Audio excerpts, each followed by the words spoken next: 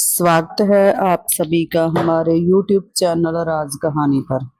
आज हम आपको फिर से एक नई कहानी से रूबरू कराएंगे। बीवी हो तो ऐसी। एक बादशाह अपने महल की छत पर टहल रहा था।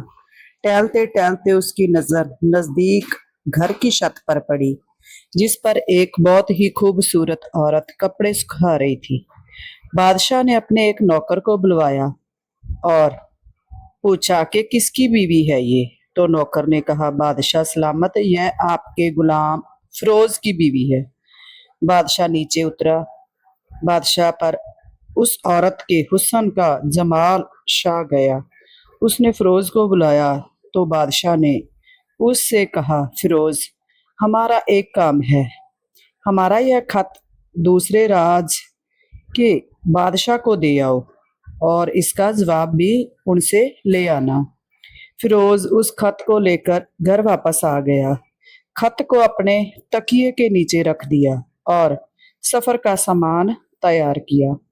रात घर में गुजारी और सुबह मंजिले मकसूद पर रवाना हो गया, इस बात से बेखबर कि बादशाह ने उसके साथ क्या चाल चली है। इधर जैसे ही फिरोज घर से निकला, बादशाह ने फिरोज के घर का दरवाजा खटखटाया। फिरोज की बीवी ने कहा, कौन है? बादशाह ने कहा, मैं बादशाह हूँ, तुम्हारे शहर का मालिक। तो उसने दरवाजा खोला और बादशाह अंदर आकर बैठ गया। फिर उसकी बीवी ने हैरान होकर पूछा, कहाँ आज बादशाह सलामत, या हमारे गरीब खाने में कैसे आए? बादशाह ने कहा, मैं यहाँ मेहमान बनकर आया हूँ। फिर उसकी बीवी ने बादशाह का मतलब समझकर कहा, मैं अल्लाह की पनाह चाहती हूँ। आपके इस तरह आने से मुझे कोई खैर नजर नहीं आ रही। बादशाह ने गुस्से में कहा, यह लड़की क्या कह रही हो तुम? शायद तुमने मुझे पहचाना नहीं। मैं बादशाह हूँ तुम्हारे शहर का। फिरोज की बीवी ने कहा, बादशाह सलामत, मैं जानती हूँ कि आप ही बादशाह हैं, लेकिन बुजुर्ग कह गए हैं, शेर को अगर चाहे जितनी भी भूख लगी हो, वह मुर्दा तो नहीं खाना शुरू कर देता। और कहाँ बादशाह सलामत, तुम उसे कटोरे में पानी पीने आ रहे हो जिसमें तुम्हारे कुत्ते ने पानी पिया हो। बादशाह उस औरत की बातों से बड़ा शर्मसार हुआ और उसको छोड़कर वापस चला गया, लेकिन अपनी चप्पल वहीं भूल गया, क्योंकि वह शर्म के मारे वहां से जल्दी ही अपने घर की ओर निकल पड़ा। उधर जो खत बादशाह ने फिरोज को दिया था, वह अपने घर पर ही भूल गया था। तो उसने तेजी से अपने घोड़े को वापस मोड़ा और अपने घर की तरफ चल पड़ा। जब वह घर पहुंचा तो तकिया के नीचे से खत निकालते समय उसकी नजर पलंग के नीचे पड़े बादशाह के चप्पल पर पड़ी। फिरोज का सर चकरा गया और वह समझ गया कि बादशाह ने उसे सिर्फ इसलिए भेजा ताकि वह अपना मतलब पूरा कर ले। फिरोज किसी को कुछ बताए बगैर चुपचाप घर से निकला। खत लेकर वह चल पड़ा और काम खत्म करने के बाद बादशाह के पास वापस आया तो बादशाह ने उसे इनाम के तौर पर 100 रुपए दिए। फिरोज पैसे लेकर बाजार गया और औरतों के इस्तेमाल की कीमती कपड़े और कुछ और चीजें खरीद कर ले आया। घर पहुंचकर बीवी को सलाम किया और कहा, चलो तुम्हारे मायके चलते हैं। बीवी ने पूछा, यह क्या है? तो उसने कहा कि बादशाह ने इनाम दिया है और मैं चाहता हूं कि तुम यह पहनकर अपने घर वालों को भी दिखा आओ। बीवी, जैसे आप चाहे। बीवी तैयार हुई और अपने घर से अपने शौहर के साथ रवाना हुई।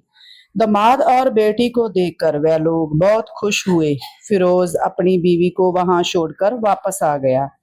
1 महीना गुजरने के बाद भी वह बीवी को ना लेने आया और ना ही उसने कुछ पूछा। फिर कुछ दिन के बाद उसकी बीवी के भैया उससे मिलने आए और उन्होंने कहा, आप हमारी बहन से गुस्से और नाराजगी वजह बताइए, नहीं तो हम आपको काजी के सामने पेश करेंगे।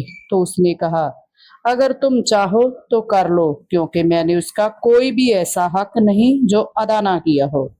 और फिर वह लोग काजी के पास चले गए और काजी ने फिरोज को बुलाया। काजी उस वक्त बादशाह के पास बैठा हुआ था।